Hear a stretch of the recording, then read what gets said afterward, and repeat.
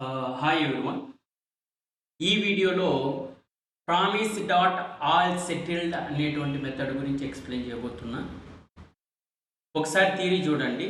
Promise dot all settled is used to get a promise when all inputs are settled, that is either fulfilled or rejected but not in the pending state అని ఉంది.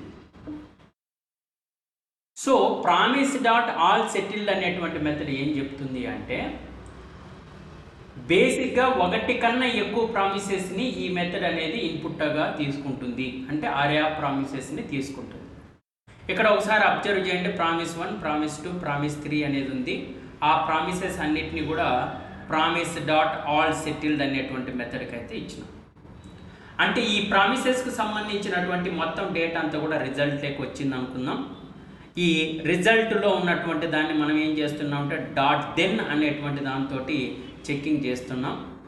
అది ఒక్కొక్క ప్రామిస్కి సంబంధించినటువంటి data అంతా కూడా వాల్యూలోకి వచ్చింది అనుకుందాం. ఆ వాల్యూలో ఉన్నటువంటి దాన్ని ఇక్కడ డిస్ప్లే చేస్తున్నాం అనుకుందాం. సో ఫైనల్గా ఈ ప్రామిస్ డాట్ ఆల్ సెటిల్డ్ అనేటువంటి మెథడ్ ఏం చెప్తుంది అంటే, ఒకటి కానీ 100 ప్రామిసెస్ని కానీ ఇన్పుట్గా తీసుకుంటుంది. కానీ వాటిలో ఆల్ సెటిల్డ్ అయినటువంటి ప్రామిసెస్ని ఇది రిటర్న్ చేస్తుంది. ఆల్ సెటిల్డ్ ప్రామిసెస్ అంటే దాని అర్థం ఏంటంటే, మనకి బేసిక్గా ప్రామిసెస్లో 3 స్టేట్స్ ఉన్నాయి.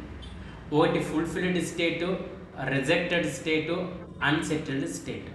అంటే ఇక్కడ ఒకసారి అబ్జర్వ్ చేయండి. ఇక్కడ చూడండి, ప్రామిస్ 1 అనేటువంటిది ఉంది, ప్రామిస్ 2 అనేటువంటిది ఉంది, ప్రామిస్ 3 అనేటువంటిది ఉంది. ప్రామిస్ 1 అనేటువంటి దానికి రిజాల్వ్డ్ ప్రామిస్ అని, ప్రామిస్ 2 అనేటువంటి దానికి రిజెక్టెడ్ ప్రామిస్ అని, ఇక్కడ ప్రామిసెస్ 3లో ఒక సెట్ టైమ్అవుట్ అనేటువంటి దాన్ని యూజ్ చేసినాను. దానికి రిజాల్వ్డ్ అనేటువంటి ఒక స్టేట్కి 1000 అనేటువంటి వాల్యూని పాస్ చేస్తున్నా. టైం అనేది 50 మిల్లీ సెకండ్స్ ఇస్తున్నా. అంటే ఇక్కడ 1000 అనేటువంటి దాన్ని ప్రామిస్ 3లోకి, రిజెక్టెడ్ ప్రామిస్ అనేటువంటి దాన్ని ప్రామిస్ 2లోకి, రిజాల్వ్డ్ ప్రామిస్ అనేటువంటి దాన్ని ప్రామిస్ 1లోకి ఇచ్చిన. నేనేం చేస్తున్నా అంటే ఈ ప్రామిసెస్ అన్నిటినీ కూడా ఇక్కడ ఆరే ఆఫ్ ప్రామిసెస్గా యూజ్ చేసి ప్రామిస్ 1, ప్రామిస్ 2, ప్రామిస్ 3 యూజ్ చేసిన. ఇక్కడ ప్రామిస్ డాట్ ఆల్ సెటిల్డ్ అనేటువంటి ఒక మెథడ్ యూజ్ చేసిన. ఆ డేటా అంతా ప్రామిస్ 1, ప్రామిస్ 2, ప్రామిస్ 3కి సంబంధించిన డేటా అంతా కూడా రిజల్ట్లోకి వచ్చింది. ఆ రిజల్ట్లోకి వచ్చినటువంటి ఒక్కొక్క దాన్ని ఒక్కొక్క వాల్యూ అనుకుంటున్నా. ఆ వాల్యూని ఇక్కడ నేను కన్సోల్ చేస్తున్నా. ఈ ప్రామిస్ డాట్ ఆల్ సెటిల్డ్ అనేటువంటిది ఏం చెప్తుంది అంటే, ప్రామిసెస్ అనేది 1 కానీ లేదా 20 కానీ లేదా 100 కానీ ఆల్ ప్రామిసెస్ అనేది సెటిల్డ్ అయిపోయిందల్లా. అంటే ఏంటి, స్టిల్ ప్రామిస్ అనేది వర్క్ అవుతూ ఉందనుకో, దాన్ని ఏమంటామంటే పెండింగ్ స్టేట్ అంటాం. అంటే పెండింగ్ స్టేట్లో లేకోకుండా ఆ ప్రామిస్ అనేది రిజెక్ట్ అయిందల్లా లేదా రిజాల్వ్ అయిందంట. దాన్ని ఏమంటామంటే either success or failure promises అంటాం. అంతేగాని ప్రామిస్ అనేది స్టిల్ కంటిన్యూగా ఎగ్జిక్యూట్ అవుతూ ఉంది అంటే కనుక అది పెండింగ్ స్టేట్కి సంబంధించిన ప్రామిస్ అంటాం.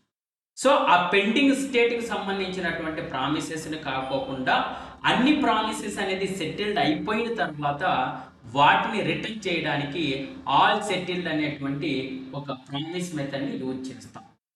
అయితే ఈ ఆల్ సెటిల్డ్ అనేటువంటి ప్రామిస్ మెథడ్ ప్రామిసెస్కు సంబంధించినటువంటి వాల్యూని అది ఏ స్టేట్లో ఉంది, ఫుల్ఫిల్డ్ స్టేట్లో ఉందా, రిజెక్టెడ్ స్టేట్లో ఉందా అనేటువంటి విషయాన్ని, అంటే స్టేటస్ కోడ్ని కూడా ఇది డిస్ప్లే చేస్తుంది. కావాలంటే ఇక్కడ చూడండి, అబ్జర్వ్ చేసినట్లయితే ప్రామిస్ 1 అనేది ఫుల్ఫిల్డ్ స్టేట్లో ఉంది, దాని వాల్యూ వచ్చి రిజాల్వ్డ్ అనేది ఉంది. ఇంకా ప్రామిస్ 2 అనేది దాని స్టేటస్ కోడ్ వచ్చేసి రిజెక్టెడ్, దాని వాల్యూ వచ్చి రిజాల్వ్డ్ ప్రామిస్ అని. ప్రామిస్ 3 కనుక తీసుకుంటే ఇక్కడ 2 ప్రామిసెస్ని మనం ఇక్కడ చూడండి, స్టేటస్ కోడ్ ఒకటి రిజెక్టెడ్ అనేది ఉంది, రీజన్ వచ్చేసి రిజెక్టెడ్ ప్రామిసెస్ అనేది ఉంది.